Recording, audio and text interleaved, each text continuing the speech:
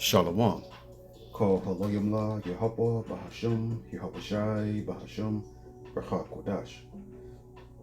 Brakata Yehapa Brakata Yehapa Shai Brakata Racha Kodash Bahashim Yehapa Shai Bahashim Racha Kodash.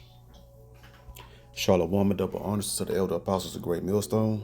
Shalom to the elder bishops and the elders in the Akim and the Akwath of the hopeful elect. Shalom.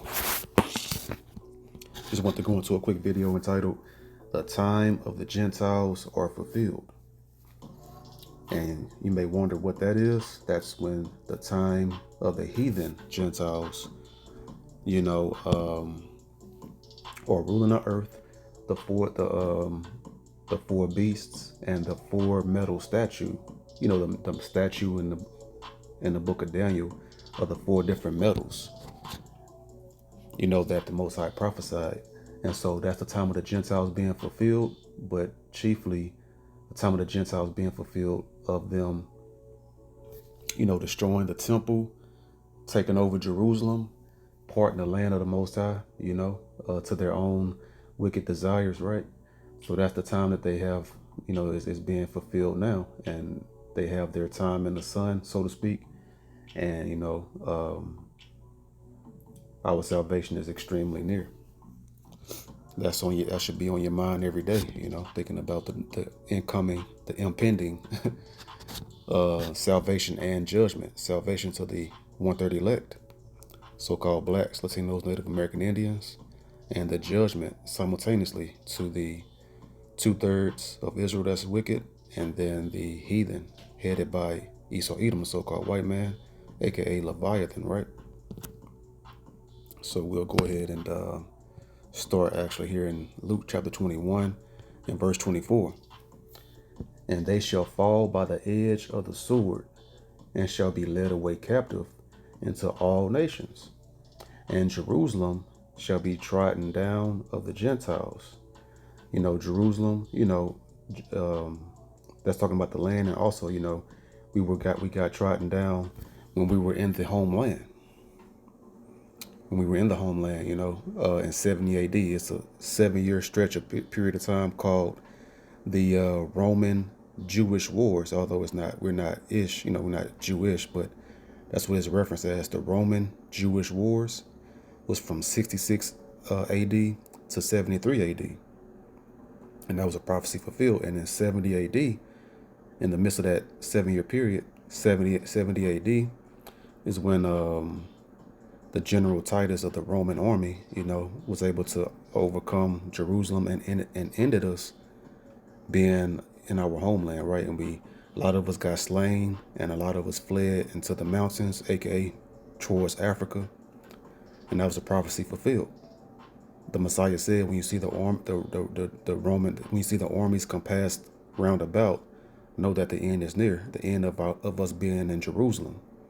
He said, flee to the mountains. So so the Gentiles, that basically began that clock of the Gentiles being in our land, because the Romans went in there. They plundered the temple, destroyed the temple and everything. And it's a lot of history with that. And so now that from that moment to now, the period of the Gentiles is being fulfilled now. And it's time for them to be taken down, and the kingdom of heaven to be ushered in for eternity. So we'll go to Ezekiel, because that was their spirit the whole time. Esau, he lusted, after and coveted taking Jerusalem for a long time. That was his one main goal. Okay, so Ezekiel. There's so many precepts in my head as I'm thinking, as I'm speaking, I didn't write down. But let's see, Ezekiel 35 and verse 9. I will make thee perpetual desolations, and thy cities shall not return, and ye shall know that I am the Lord Yahweh, in the name of Yahweh Shai. So this is going to Esau Edom. The Most High, he's going to make them perpetual desolations. and their cities are not going to return. In verse 10, and Most High letting them know why. Letting them know why. Because thou hast said, these two nations and these two countries shall be mine. And we know that Israel, Jerusalem became what? Two nations. How? The northern and the northern and southern kingdom. The split came after King Solomon, right? When we became two nations. That's the Israel and Judah.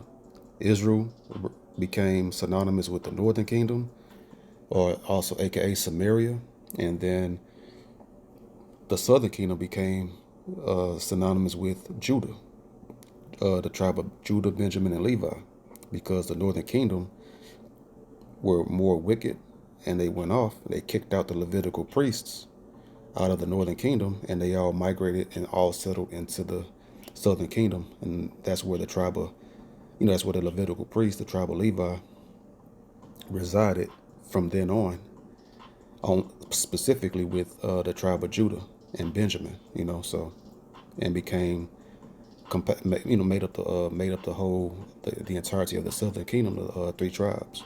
So that's what this two nations and two countries are.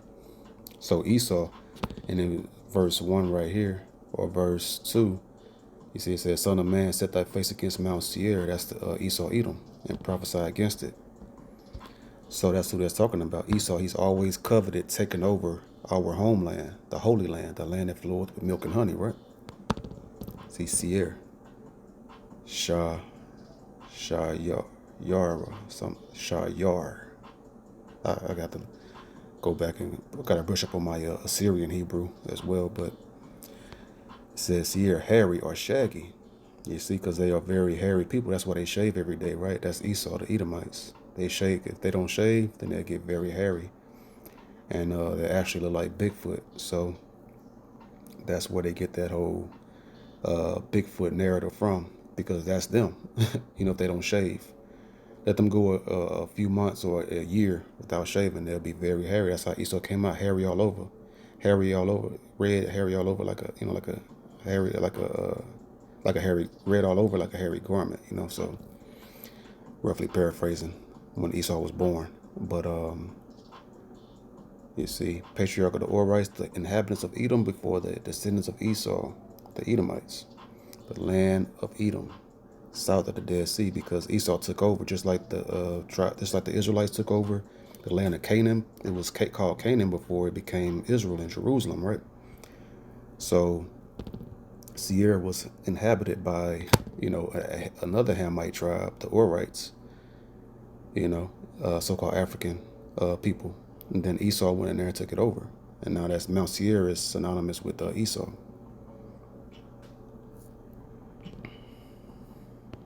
Okay, so now let's see.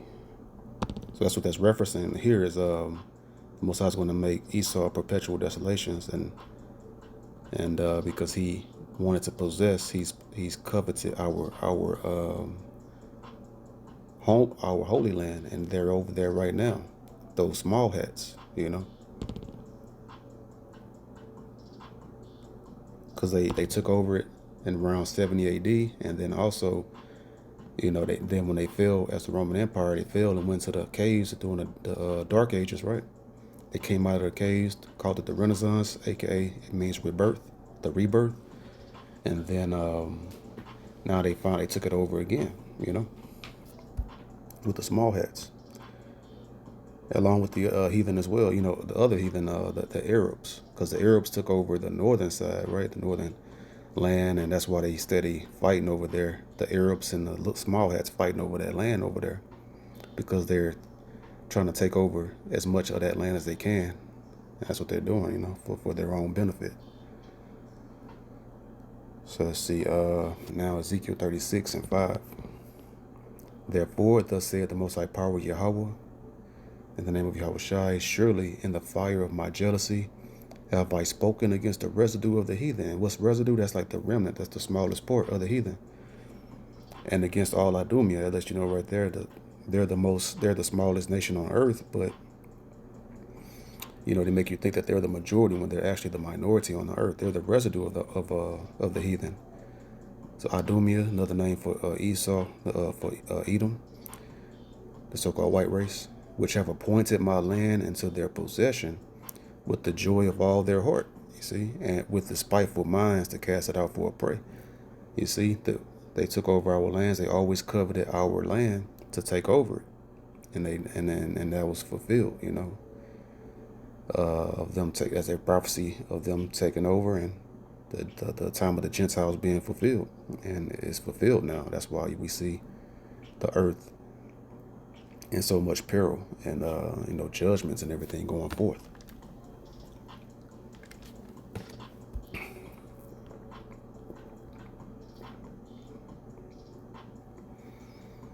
Okay, so in verse 6, prophesy therefore concerning the land of Israel, and say unto the mountains, and to the hills, to the rivers, and to the valleys, thus saith the Most High Power Yahweh, behold, I have spoken in my jealousy and in my fury. See, the Most High has a righteous jealousy, over the Israelites, because we went off and went a whoring after committing spiritual fornication against the Most High, going after all these heathen nations, false gods and everything. And in my fury, because ye have borne the shame of the heathen. You see, because we was living like the heathen. We went and took on the heathen's customs and was going after their false gods. Okay, therefore thus saith the Most High Power Yahweh, I have lifted up mine hand. Surely the heathen that are about you, they shall bear their shame. So, okay, but the Most High, that was for, and in verse 6, that's for a season, The Most High, we was going to bear our shame, and we're bearing it now, But verse 8, but ye, O mountains of Israel, ye shall shoot forth your branches and yield your fruit to my people of Israel, for they are at hand to come. So you see, and that's coming in these last days here. The fruit is coming forth, and then chiefly, in the kingdom of heaven. So we will bear our shame for a season, and the heathen will take over the land, and that's the time of the Gentiles, and it's being fulfilled. But at the end, the mountains of Israel, the 12 tribes of Israel, are going to the Most High is going to bless us and have mercy on us, right? And allow us to recover, and He's going to refresh us, and we're going to become righteous again and serve the Lord for eternity in the Holy Land. Will be get blessed with salvation to take back the kingdom, take back the Holy Land. Excuse me. So now we'll go to 2 Maccabees, 2 Maccabees chapter 11. In verse 1. Not long after the Lysias, the king's protector and cousin, who also managed the affairs, took sore displeasure for the things that were done. And so when you read throughout 1st and 2nd Maccabees, the Jews, the tribe of Judah, Benjamin, the southern kingdom, Judah, Benjamin, Levi. This is during the period in time of the Greek Empire, right? And so 1st and 2nd Maccabees is specifically detailing what was happening between the southern kingdom and the Greeks. The Greeks were steadily they had took us in a good amount of us into captivity, and oppressed us. Took us to Alexandria, Egypt, the capital of Egypt at that time, that King Alexander had conquered. And then, that whole Hellenization period where the Greeks, aka the Edomites, the so-called white people, they were Hellenizing the Jews and placing their Greek Edomite customs and living as the heathen and their false god and false idol, idol worship, right? Brainwashed, just like we're Americanized today. That's what that was happening back then during the Greek times.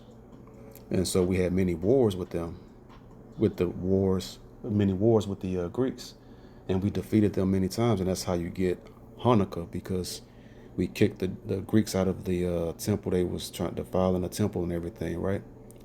They had took over for a moment, and then we rose up with Judas Maccabeus and other soldiers and warriors, and we reclaimed the temple. And so they was always trying to take our land, and they finally had succeeded in 70 A.D. But during the Greek Empire, we was kicking their behinds a lot. In many battles, we won against the Greeks. And so this Lysias, he was upset because when you read 2 Maccabees chapter 10, it detailed one of the battles that the Southern Kingdom won versus the Greeks. So he was upset about that. In verse 2, and when he had gathered about 80,000 with all the horsemen, so he got upset about that defeat that the Greeks took at the hands of the hands of the tribe of Judah, Benjamin and Levi, the Southern Kingdom. He gathered about 80,000 men with all the horsemen he can get. He came against the Jews, thinking to make the city an habitation of the Gentiles. You see, they always coveted making Jerusalem the land of the Gentiles to take over. They knew that they're not supposed to have any parts and no dealings with the Holy Land, but they coveted taking over and becoming. They always lusted after taking over and becoming, taking over our land, and they stole our identity. The small hats, the greatest hoax and identity theft in the history of mankind, as I've said for many years, in the spirit, it's the greatest identity theft in the history of mankind. Small hats taking our identity like that. It's extremely satanic and profane. And that's why the scriptures call them, Hebrews 12:16, lest there be any profane person or fornicator as Esau, sold his birthright for a morsel of meat. So we'll go now to Ezekiel 35 and verse 11. Therefore, as I live, said the Most High Power Yahweh, in the name of Yahushai, I will even do according to thine anger, and according to thine envy, which thou hast used out of thy hatred against them, and I will make myself known among them when I have judged thee. So the Most High Power Yahweh, in the name of Yahushai, he's going to be known amongst the Israelites when he judges Esau for it, because he has his perpetual hatred against the Israelites. Esau, when you jump up to verse 5, it speaks about that, his perpetual hatred against the 12 tribes of Israel, right? And so verse 12, and thou shalt know that I am the Lord Yahweh, and that I have heard all thy blasphemies which thou hast spoken against the mountains of Israel, against the 12 tribes of Israel, saying, they are laid desolate, they are given us to consume. So that's what they do in Zechariah 11 and 5 speaks about what they whose possessors slay them and hold themselves not guilty. They say, for I am rich. They own shepherds pity them not. They always come up with a story and a narrative to justify their dealings, their evil hatred and murderous ways against the Israelites, and say they're laid desolate. They are given us to consume, and say that they're given to us to consume. And when we talk about slavery and our condition what we in, and then white people, one of the things that they say is what? Y'all sinned against God. Well, they're doing that times 1,000. And they're blaspheming the Heavenly Father. They're profane. They're Satanists. So how much more they should be destroyed as well, right? They're hypocrites. They want to just brush off their evil dealings and their perpetual hatred by saying we sin against the Heavenly Father. But wait a minute, that has the same exact, application unto them as well. But they want to just have immunity from being wicked, for being wicked. They want to have immunity from punishment. They're the only nation that always want to bellyache and cry when you call out their sins and their wickedness. That's the exact same thing Cain did, right? The exact same thing Esau did, right? When Cain slew Abel, and then the Most High read him his sentence, he said it's too much for him to bear. And the Most High had mercy on his wicked self, right? And said that he'll put a hedge around him. Any man that slay him, 7 times punishment shall come upon that man that slay Esau. That's why today if you hurt a so-called white man or white woman, all manner of hell comes against a brother or sister that did so, right? Because that's still that hedge around the so-called white man from Cain. And then, but he's being preserved until the day of judgment. It's not right now time for him to suffer, but he's about to. And he's in the process in the early stages of it, right? And then then when Esau, he cried bitterly, right? He wept bitterly when he learned that Jacob gave that when Isaac gave Jacob the blessing, right? He cried bitterly, but he was wicked. He despised his birthright, right? He sold his birthright for that bloody stew. See, that's the hypocrite that he is. They call people that take something back after giving it to him an Indian giver, right? But he's actually an Edomite giver because he sold his birthright, then he wanted to take it back, and then he cried and upset like he didn't sell it, right? But it was already meant for us to receive it because it was prophesied that the elder shall serve the younger amongst the two twins, Esau and Jacob, right? Esau being the older brother because he came out first, and then Jacob came out second. He's the younger. So it was always meant for Jacob to receive the birthright. The Most High just, it's like that's a little salt in the wound to Esau. He sold the birthright, but it was never his to begin with. So the same spirit of them crying when something bad happens to them for their deeds, or you call out the wickedness of their deeds, then they'll cry and get angry and rage, rage on you for calling out their wickedness. That's the same spirit of Cain to Esau and to the so-called white people today, the children of them, the children and grandchildren of Esau and Cain. So verse 13, thus with your mouth ye have boasted against me, and have multiplied your words against me. I have heard them. So you see, that which is done in dark is going to come to the light. And the Most High, see, that's what's wrong with so-called white people. They're very carnal and fleshly. They don't have any foresight. They don't have any kind of depth to their understanding because they think that they were just going to be able, they just tell everyone to forget about slavery in the past, right? I think we're going to just live forever in this current setup the way the earth is. Everything is out of the course of the foundations of earth is out of whack. Everything is out of order, right? And the so-called white race wants you to just forget about everything, thinking that everything is just that's very toxic, right? Just to think that everything's going to be okay for forever after all of the sins that they've committed, and then thinking that they can say and do whatever they want with the immunity. But the Most High has heard it. The Most High has heard it, and He's recorded it, and it's kept in store, right? It's just stored up right now, and then the proper judgments are going to go forth in the season the Most High appoints. So they'll never get away with what they've done, and they think they will. And that's the foolishness and the ignorance of the so-called white race. So now we'll go to Luke chapter 21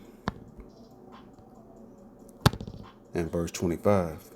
And there shall be signs in the sun and in the moon and in the stars. Just the other day, seen like an orange, reddish moon. So that's like, impending judgment, different signs in the heavens.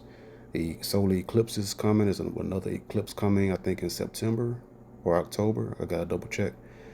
All of these are signs of the return of Yahweh Shai and the day of vengeance from the Heavenly Father Yahweh in the name of Yahweh Shai, right? And in the stars, because the constellations, there's different messages in the stars. The Most High, it's like a communication center from the Heavenly Father. The certain arrangement and assortment of the stars can relay certain messages. And upon the earth, distress of nations. You see, all these heathen nations they're in distress right now. Because the time of the Gentiles are being fulfilled, as spoken of in verse 24 right here. That's why everything's out of whack, because everything is, going haywire with judgments all over and natural disasters of hurricanes, earthquakes, tornadoes, right? Floods. Because the time of the Gentiles is fulfilled, and it's time refresh the earth after this judgment and the salvation. The stress of nations with perplexity. they're perplexed, right? They are wondering what's going on. Well, it's the end times. End time judgment's going forth, and it's time, and the jig is up, right? It's time for them to get kicked out of their rulership and go into the dust, and humble down and learn the ways of the Heavenly Father under Yahweh rule with the Israelites, his body, right? And upon the earth the distress of nations with perplexity, the sea and the waves roaring. Because you see what happened to earth with the heathen nations ruling, headed by Esau, the leader of the heathen nations, right? The so-called white race. Everything is extremely wicked and demonic. They are not fit to rule, but to be led through the power and spirit of Yahweh in the name of Yahweh Shah. Man's hearts failing them for fear and for looking on after those things which are coming on the earth, and that's the so-called UFOs, the chariots, driven by, Yahweh Shah is going to be in the fathership, and the other angels are going to be in chariots as well, right? For the powers of heaven shall be shaken, and that's that. They call it the quote-unquote alien invasion. How does Esau know about that? That's not some just natural, excuse me, that's not some organic, creative movie that he thought about making, right? That's in the Bible. The quote-unquote alien invasion, Yahweh Shah, the invasion of Yahweh and Yahweh Shah to destroy the Gentiles, the heathen Gentiles rulership, is prophesied. The powers of heaven, see, because heaven is rulership, and having your kingdom and being on top. That's a heaven. That's their heaven. This is their heaven right now. That white picket fence and all of that, that American dream. This is their heaven. So the powers of heaven shall be shaken. Esau is going to be shaken, and all of his allies, all of the heathen Gentiles, going to be shaken up. They are shaken. They're beginning to be very shaken into their, to their core. Verse 27. And then shall they see the Son of Man coming in a cloud with power and great glory. So that's that. See, as I said right there, that Yahushua, he's going to be in that fathership, so-called UFO, in all of his great power and glory that the Most High blessed him with. The Most High power Yahweh blessed Yahushua with. It's going to be a sight to behold. And the heathen, they're going to be losing their minds because they're going to be terrified. And when these things begin to come to pass, then look up and lift up your heads, for your redemption draweth nigh. And that's what it's all about. The salvation to the elect, 1/3 Israelites, and the judgment of the heathen, because the time of the Gentiles are fulfilled now. So, I just want to go into that quick lesson. Lord willing, this video was edifying. The word to the Hakudash for another video. Until next video, I say, Shalom.